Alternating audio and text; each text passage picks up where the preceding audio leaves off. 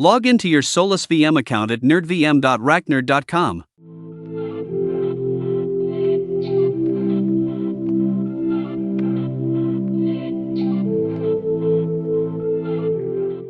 Navigate to My Account on the top navigation bar. Go to the Two-Factor Authentication setting, then click Enable. Use your preferred authenticator app, such as Google Authenticator or Microsoft Authenticator, to scan the provided QR code. Also, you can copy the secret key to the app.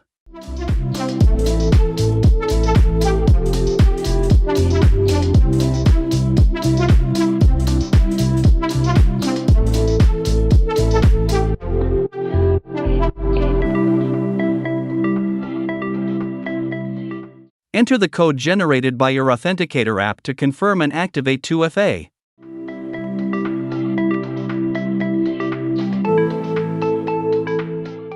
Then save this recovery code safely and click Update Settings.